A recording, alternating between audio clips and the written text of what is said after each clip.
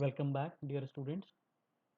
Today we shall discuss about the Laplace criteria, which is part of the decision making under uncertainty. Up till now, we have seen that while taking decision under uncertainty, the decision maker can use the criteria of optimism, criteria of pessimism, criteria of realism, and regret criteria. In Laplace criteria, the decision maker assumes that the different state of natures have equal probability of happening. We know that whenever a decision maker is selecting one of the different alternatives available to him, there is there are some corresponding state of nature or events that could take place. Now, if the decision maker assumes that the probability of each of the states of nature is equal, there is equal likelihood of those states of nature are to take place, then he is using the Laplace criteria. So this criteria is based on the principle of equal likelihood. Here the outcomes should be considered equally likely. All the states of nature, outcomes, events, they are considered to be equally likely. There is equal probability of those different events taking place. If there are n events corresponding to each alternative, then the probability of each event is taken as 1 by n. So suppose there are n possible states of nature. So probability of one particular state of nature taking place is number of favorable cases 1 divided by number of total cases n, that is 1 by n. So using these probabilities, we choose an alternative with the highest expected profit or the lowest expected loss or cost. So depending on the case which we are dealing with, if it is the case of a profit, then we will take the mm, alternative with highest expected profit. And if it is the case of we are dealing with the problems related to loss or cost, we will take the lowest expected loss or cost. So let us understand this with the help of our same old example, wherein there is a farmer who wants to decide which of the three crops he should plant on his 100-acre farm. There is a farmer who has three alternative crops, crop A, crop B, and crop C. And there are three states of nature: high, medium, and low. The estimated conditional profits under these three states of nature, high rainfall, medium rainfall, and low rainfall, are given here. So for a particular combination of alternative and state of nature, like if he plants crop A and the state of nature high rainfall occurs, then what is his expected profit? It is 8,000 rupees. If he plants crop A and the rainfall remains low, his expected profit is 4,500. Likewise, all the conditional profits have been given here. Now, if the farmer wishes to plant only one crop, we have to decide which should be his best crop by using the Laplace criteria. So let us see how this problem can be solved. So we assume that all the events, I have told you that in Laplace criteria, we assume that all the events, what are the events here? High rainfall, medium rainfall, and low rainfall. So we assume that all the events have equal probability of happening. Their chance of happening is equal. So there is equal chance of high, medium, and low rainfall. Now, what will be the probability associated with each these event? The total number of events is 3: medium, high, and low. There are three possible events. So probability that one of them will take place is equal to 1 divided by 3. So probability of high rainfall is equal to probability of low rainfall, and probability of medium rainfall is equal to 1 by 3. We are assuming that the probability of all of them happening is equal. Uh, Probability of each of them happening is equal. So again we have this payoff table which we have copied from the question itself. There are three alternative crops and the three states of nature, and the estimated conditional profits are given here. Now we will calculate the expected payoff value when all these events are equally likely. There is equal probability of high rainfall, medium rainfall, and low rainfall. So if the probability of high rainfall is 1 by 3, then what will be the conditional payoff? What will be the payoff, expected payoff in case of high rainfall? So it is the probability multiplied by the payoff. So expected payoff, if the three events are equally likely, is equal to 1 by 3 into 8000 plus 1 by 3 into 4500 plus 1 by 3 into 2000. The probability multiplied by the payoff, but probability of medium rainfall taking place and multiplied by the payoff, probability of low rainfall taking place and multiplied by the payoff. So we will get the expected payoff when he plants crop A, and there is equal probability of the three states of natures taking place, three events taking place. So we can calculate the expected payoff for crop A. This is 1 by 3 into 8000 plus 1 by 3 into 4500 plus 1 by 3 into 2000, which is 4833.33. Then for crop B, again we can calculate the expected payoff values. So again, the probabilities of the three states of nature is 1 by 3, 1 by 3, 1 by 3 each.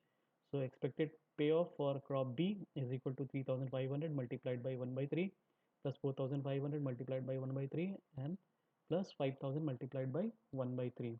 So calculating this, we can get the value 4333.33, which is the expected payoff for alternative B. Then we can calculate the expected payoff for alternative C, which is equal to the payoff multiplied by the probability. So 5000 multiplied by 1 by 3, 5000 multiplied by 1 by 3 plus 4000 multiplied by 1 by 3. It is the expected payoff value for crop C. So we got 4666.66. Now the decision maker wants to, since it is the problem of profit, the decision maker will definitely like to maximize his expected payoff values. So out of the three expected payoff values for corresponding to different alternatives, he finds that the expected payoff value for crop A is the highest. So he will decide to plant crop A so that his expected payoff value remains maximum. So since the expected payoff value is 4833.33, which corresponds to alternative crop A, hence the farmer should plant crop A. Now let us take another example where the decision maker is dealing with the problem related to cost. So once again, our same old problem. A manufacturer wants to produce one of the four products A, B, C and D. The cost of the manufacture of the products under the conditions N1, N2, N3 and N4 are given in the table below. So you can see there are four products A, B, C, D. These are the alternatives in front of the manufacturer. He can decide to choose any one of these four alternative products, and the states of nature are N1, N2, N3 and N4, and the conditional cost for the combination of an alternative and corresponding state of nature is A and N1. If he decides to manufacture product A and the state of nature is N1, his conditional cost, he has to incur a cost of 1200 rupees. Similarly, if he decides to manufacture product B and the state of nature is N2, he has to incur a cost of rupees 2500. Likewise, all the estimated cost values are given in the table. Now we have to determine the best product to be manufactured by using Laplace criteria. So let us see how we can do it. Once again, we will be calculating the probability of the four different states of nature taking place. So as we assume in Laplace criteria that the probability of all the events are equal. So here there are four events. So probability of these events will be probability of N1 taking place is equal to probability of N2 taking place is equal to probability of N3 taking place and is equal to probability of N4 taking place is equal to 1 by 4. There are four alternative, so four events, possible events, and favorable events for a particular event will be 1, so 1 upon 4. So we will be getting the probability of different events which are equal. We are supposing that they are equal, so that will be 1 by 4. Now what we will do, we will calculate the expected loss value for all the alternatives. So for the first alternative, we are assuming under Laplace criteria that the probability of these events taking place is equal. So probability of n1 is 1 by 4, probability of n2 is 1 by 4, probability of n3 is n by 4, and probability of n4 is 1 by 4. And the expected loss value for alternative A will be equal to the cost value uh, of alternative A and state of nature n1 multiplied by the probability of state of nature n1. So and plus cost associated to state of nature n2 multiplied by uh, probability of state of nature n2. Similarly, the cost associated with the combination of product A and state of nature n3 multiplied by the probability, corresponding probability of state of nature n3 taking place. Then 2000 multiplied by the probability of n4. So uh, this this should be A. Here it should be A. Let me make changes.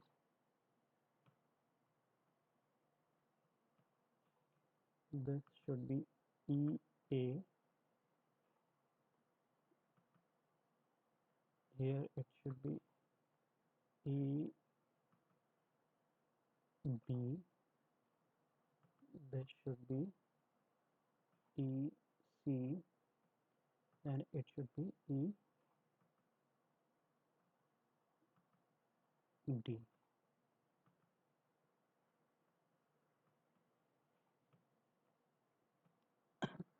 So we can calculate the expected loss value or cost value for different alternatives.